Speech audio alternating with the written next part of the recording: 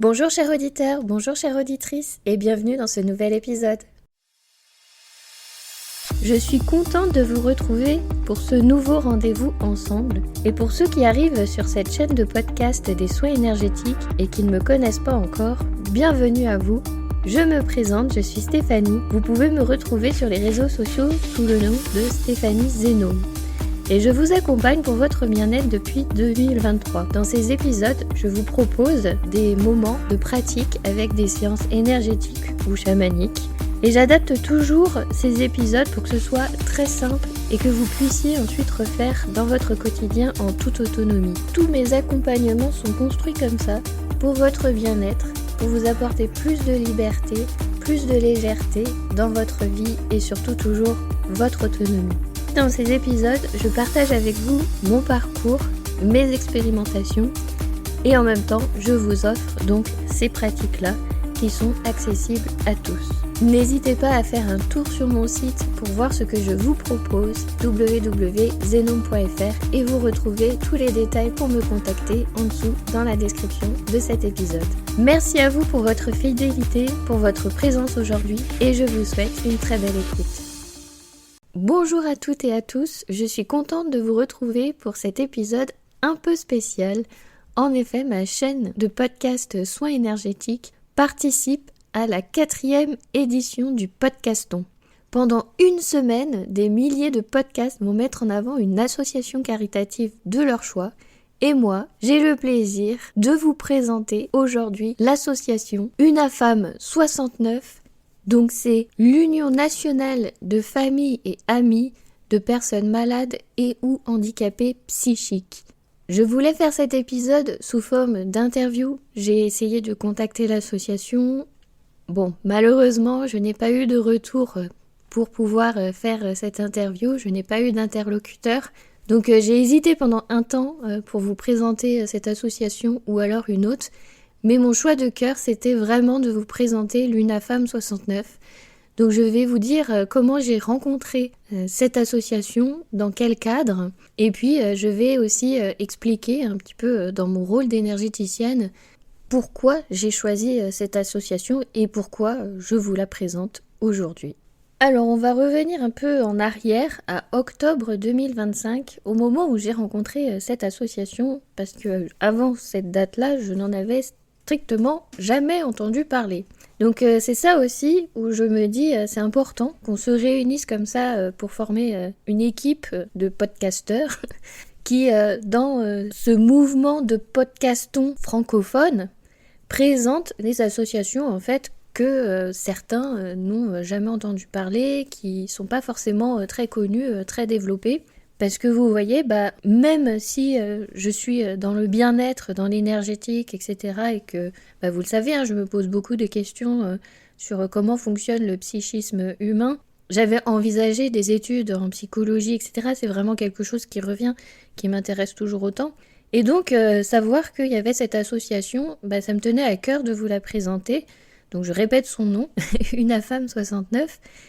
Et puis c'est vrai que en ayant un interlocuteur à l'intérieur, cette personne aurait pu mieux présenter l'association, son rôle, comment elle accompagne les différentes personnes, parce que ce n'est pas qu'une association de gens bénévoles, il y a aussi des professionnels qui travaillent au sein de cette association pour accompagner les personnes qui sont dans ces troubles psychiques.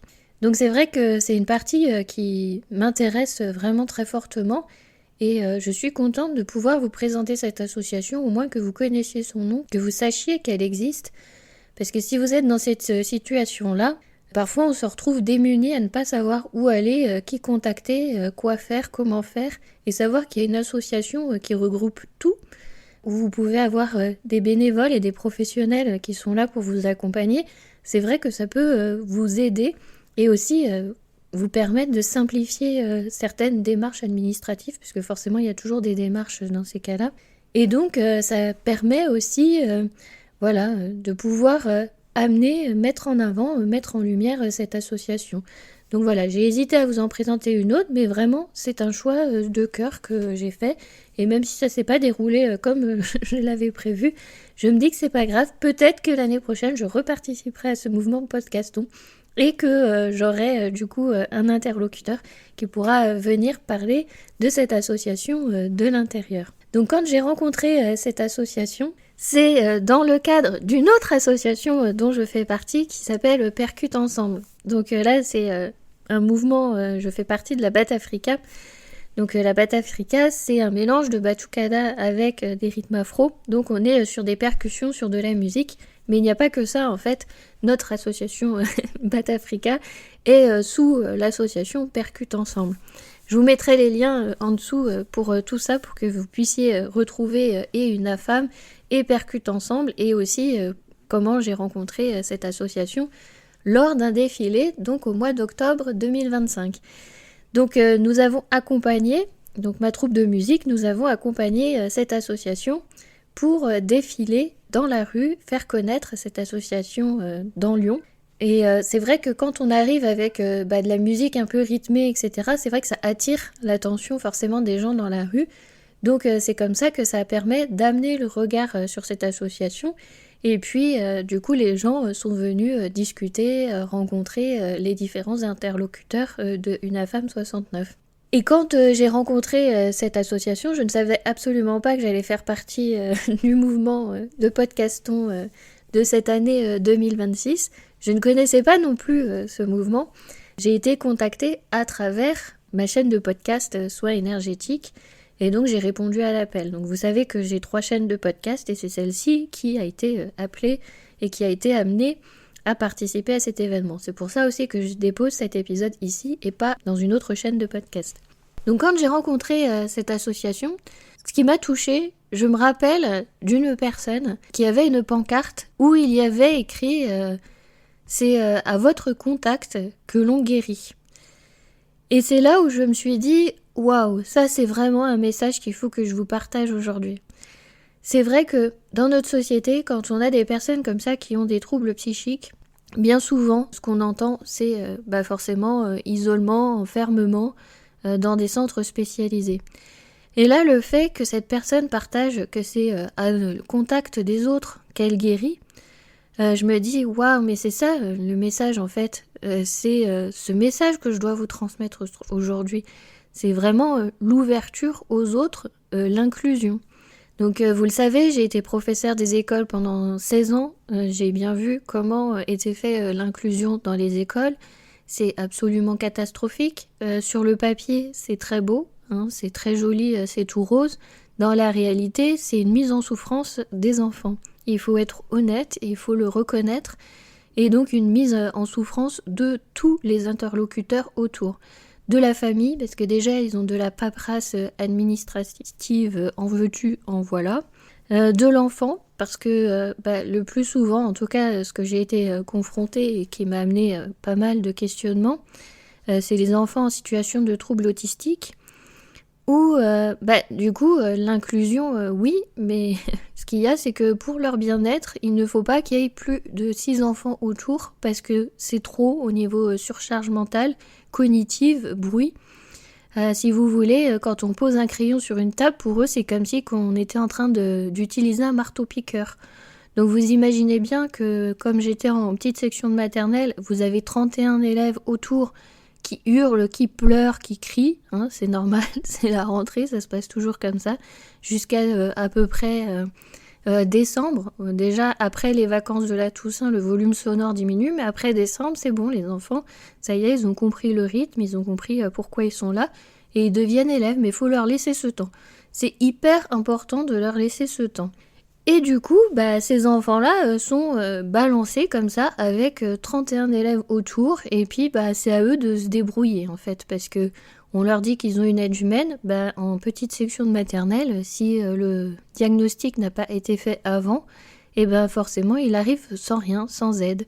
Et quand il y a une aide, parfois c'est 2 heures par semaine, 3 heures, 12 heures. On a vraiment de la chance quand c'est la totalité, mais c'est souvent le maximum 12 heures. Donc vous vous rendez bien compte que 12 heures sur une semaine, c'est absolument rien.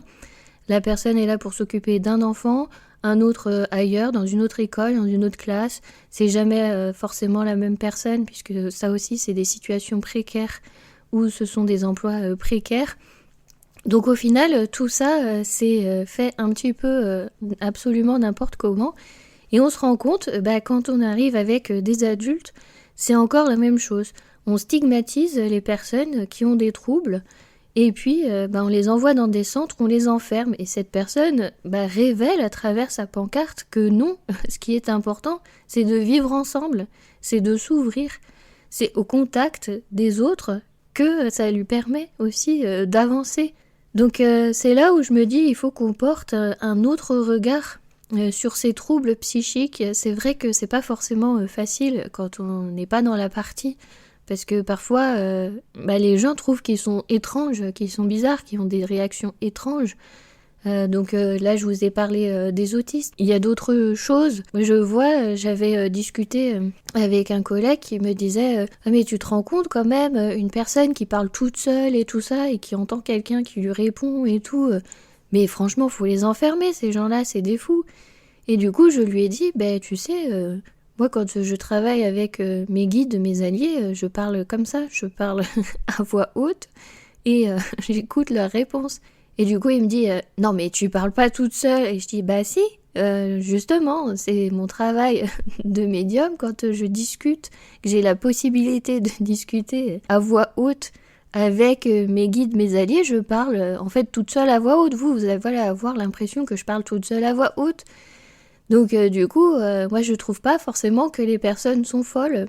Peut-être qu'elles sont aussi incomprises dans leur médiumité. Vous savez que j'ai ce questionnement-là aussi, que je me pose la question, quelle est la limite, en fait, entre ce qu'on appelle trouble psychique et capacité, en fait, médiumique, qui ont un fonctionnement, en fait, différent, ces personnes-là. Je me dis aussi, il doit forcément y avoir des personnes qui ont des souvenirs, des réminiscences d'autres vies. Et donc tout ça se mélange parce que forcément là dans son incarnation elle est censée être incarnée avec une seule personnalité dans sa corporalité, mais si elle a les souvenirs de tous les autres qui se croisent et qui se chevauchent, forcément au regard de la société ça donne une personne folle qui a plusieurs personnalités. C'est comme ça en fait qu'on va lui coller une étiquette, on va lui dire non mais elle est folle, elle est plusieurs dans sa tête. Alors que si ça se trouve pas du tout, c'est qu'elle a des capacités en fait d'avoir cette réminiscence de toutes ses vies et que toutes celles-ci se chevauchent les unes sur les autres. Elle sait bien que là, dans l'instant présent, elle doit être cette personne-là dans cette corporalité, mais pourtant il y a aussi les autres qui s'expriment. Et c'est vrai que pour avoir fait l'expérience d'une autre réalité, donc c'est là aussi où en fait j'apporte mon regard d'énergéticienne en fait sur ces troubles-là, où j'ai ce questionnement et que j'amène cette ouverture, eh bien pour avoir expérimenté cette autre dimension, je me rends compte à quel point on est différente de cette autre personne que l'on est, mais en même temps on se reconnaît, on est elle. Donc je me dis, si la personne elle a tous les souvenirs de toutes ces personnalités qui sont en même temps, c'est pas étonnant que du coup ça crée un trouble, elle ne sait plus qui elle est vraiment là dans l'instant T parce qu'il y a tout en même temps. Donc vous voyez, je mets pas forcément ça sous forme de c'est un trouble, c'est une maladie ou il faut le cacher. Moi je me dis, il faut accompagner ces personnes-là parce que ce qu'avant on cataloguait comme fou et qu'on enfermait dans des asiles psychiatriques, moi je dis, ouvrons la possibilité, c'est pas forcément ça. Creusons justement ça, et c'est vrai que je me dis, peut-être qu'un jour je le ferai, on verra. Mais si par exemple, admettons qu'on mettait des énergéticiens dans des associations comme ça, qui apportaient un autre regard sur ces troubles psychiques, et qui croiseraient les regards avec des professionnels comme des psychologues, etc., eh bien, peut-être que on arriverait à faire avancer les choses en œuvrant ensemble, en fait, en travaillant tous ensemble. C'est pour ça que j'insiste en disant que même si vous faites des séances énergétiques, que vous partez sur d'autres méthodes non conventionnelles de la médecine traditionnelle, gardez les professionnels de santé parce que tout va ensemble. On n'est pas obligé de séparer. Et je pense qu'on arrivera à avancer et à aider et à accompagner de plus en plus et de mieux en mieux toutes ces personnes en ouvrant. Et c'est exactement le message qu'il avait écrit sur sa pancarte. Donc c'est le message, mais vraiment le plus important. Œuvrons ensemble. Et alors en plus, je vais aussi rebondir avec les actualités du moment, parce qu'il y a la guerre dans le monde. Là, nous sommes en mars 2026, c'est comme ça. Et on se rend compte qu'il y a ces conflits à l'autre bout, mais on est impacté. Au-delà de l'économie, etc., je vous le dis, énergétiquement, on est aussi impacté, et encore plus fortement quand on a ces capacités médiumiques qu'on a développées, d'empathie, etc., on est forcément bouleversé. Et même si on essaye de faire abstraction, on est bouleversé, on est pris dans ce tumulte. Quoi qu'il arrive, c'est pas quelque chose de local, c'est vraiment mondial. Donc ce qui fait que avec tout ça, comme on est impacté, on peut se dire bah ouais, mais moi, personne lambda, je peux pas faire grand chose à mon niveau. Ou on a l'impression qu'on peut pas faire grand chose à notre niveau. On se dit bah oui, mais moi je suis personne lambda, je suis pas un soldat, je suis pas au gouvernement, je peux pas prendre des décisions, je peux pas aider plus que ça. Eh bien c'est là où c'est intéressant de se dire, alors à mon niveau, mais qu'est-ce que je peux faire? Parce qu'effectivement, je ne vais pas pouvoir changer la guerre dans le monde, je ne vais pas pouvoir faire grand-chose, mais qu'est-ce que je peux faire? Bah déjà travailler sur soi pour être un peu plus en paix, un peu plus serein avec soi-même. C'est comme ça qu'on va aider les autres. C'est déjà une première chose. Et justement, il y a aussi ces associations. C'est en allant apporter votre aide à travers des associations, pouvoir apporter à l'autre, que déjà vous allez vous donner de la plus-value parce que vous allez vous rendre compte que vous avez un impact positif sur les autres. Donc forcément vous ne servez pas à rien, vous n'êtes pas non, je suis une personne quelconque et je peux pas faire grand-chose. Si, vous pouvez. À travers les associations, vous pouvez œuvrer, vous pouvez aider. Et je pense que c'est comme ça qu'on arrivera à réunir de nouveau les gens. Donc après, je vous dis pas forcément d'aller à une AFAM 69, mais vous pouvez œuvrer pour n'importe quelle association. Et c'est comme ça aussi que vous allez apprendre à côtoyer des personnes différentes et parfois même choisir une association peut-être qui vous met un petit peu au défi, qui justement vient vous questionner, vient vous remettre en question pour pouvoir avoir un nouveau regard sur et se dire oui, finalement en face c'est des humains comme nous, c'est des humains comme moi. Ok, ils ont besoin d'aide sur leur parcours, mais qui suis-je en fait pour leur refuser cette aide? Moi je suis pour l'équité. Donc il y a beaucoup de gens qui ne sont pas pour l'équité et qui veulent que non, il y ait des différences, qu'on soit tous rangés dans des cases, voire pire. Vous vous doutez bien avec la politique ce que j'entends par pire. Mais du coup, à votre niveau, vous pouvez changer les choses comme ça. Ouvrir votre regard autrement. Alors forcément, ça peut être un défi de se lancer dans une association et de se dire, là ça me pose question, est-ce que je fais le pas en avant d'y aller ou pas?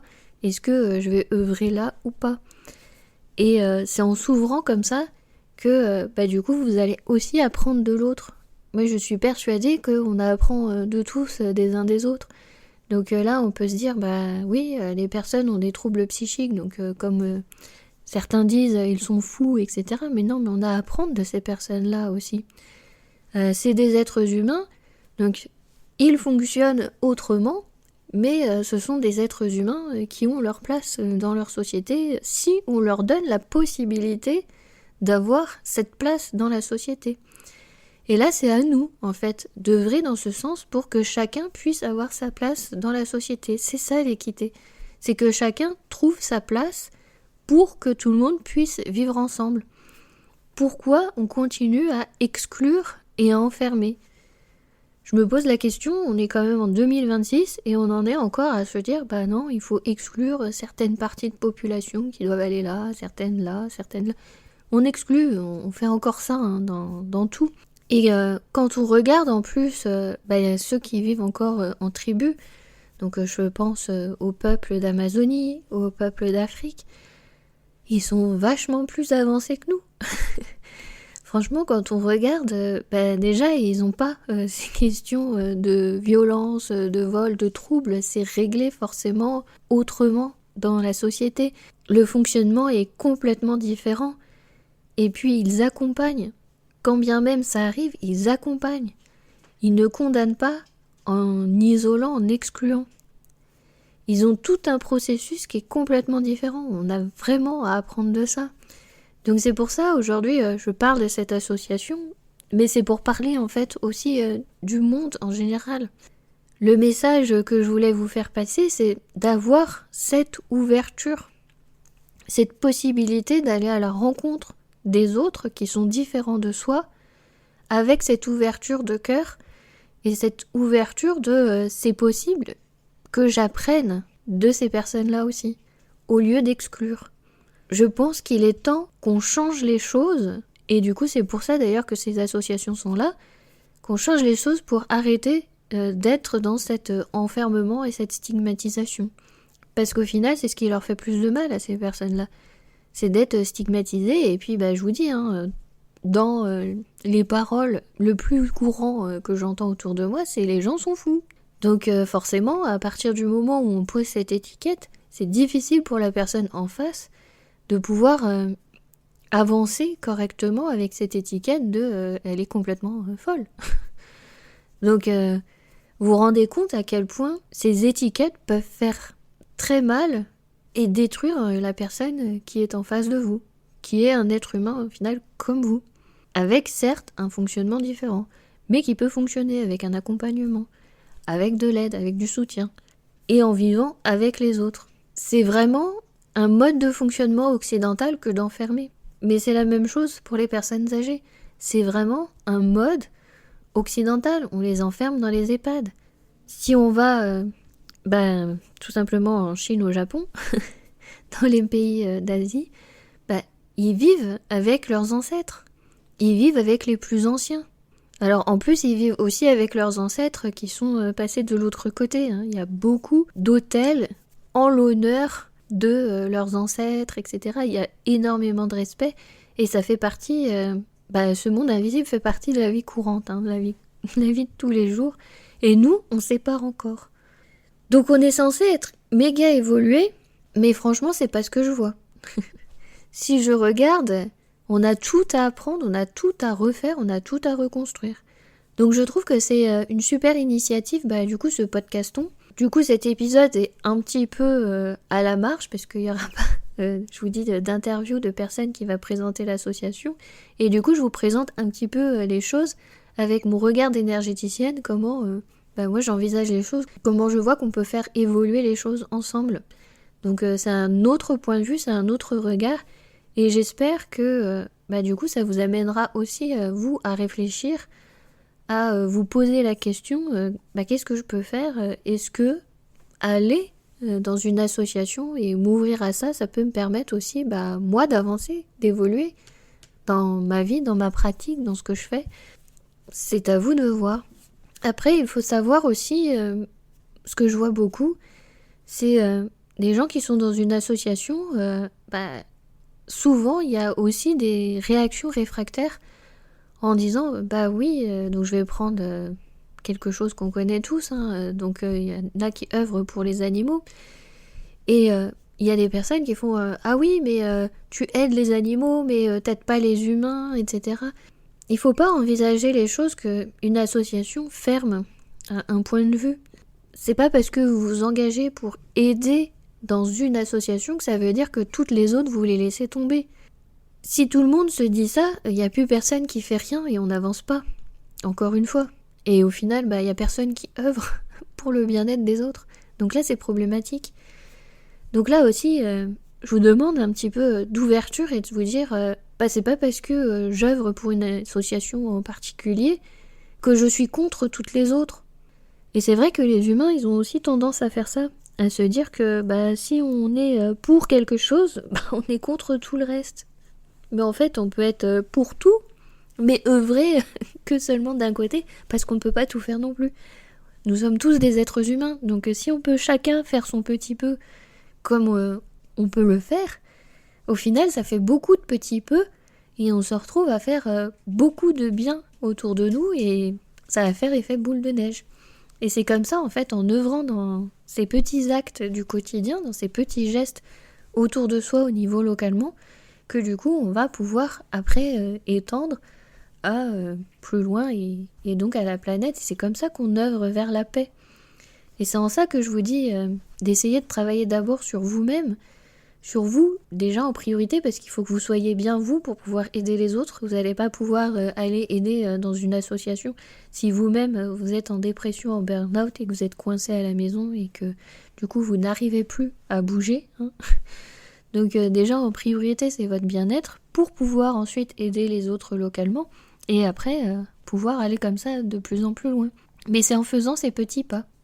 Et donc, je voulais remercier mon association Percute Ensemble d'Abat Africa qui nous a fait participer à cette parade qui s'appelait Psy Parade. Donc c'était le 18 octobre 2025. Et puis qui m'a permis de connaître cette association qui s'occupe des personnes et des familles et des proches en fait de ces personnes malades et ou handicapées psychiques qui ont besoin de nous tous.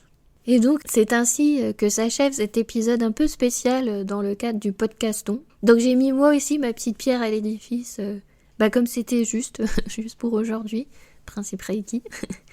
Donc si vous a plu, n'hésitez pas à le partager, à liker, et aussi à vous rendre sur podcaston.org, donc www.podcaston.org, pour découvrir en fait d'autres podcasteurs qui ont porté aussi leur voix pour pouvoir faire connaître ces différentes associations. Et du coup, je vous remercie infiniment pour votre écoute et je vous dis à très bientôt dans un nouvel épisode. Et comme toujours, je vous envoie toutes mes amitiés. Je vous remercie infiniment pour votre écoute. N'hésitez pas à vous abonner à la newsletter en scannant le QR code si vous êtes sur votre PC. Et si vous êtes sur votre portable, vous retrouvez le lien en dessous dans la description. Vous y retrouvez également toutes mes coordonnées pour pouvoir me contacter, prendre rendez-vous ou avoir de plus amples informations. N'hésitez pas à me faire votre retour si vous avez des questionnements, des idées, des envies de partage. Je suis joignable par mail ou n'hésitez pas à me laisser un commentaire tout simplement en dessous cet épisode que vous venez d'écouter. Je vous remercie encore et à bientôt.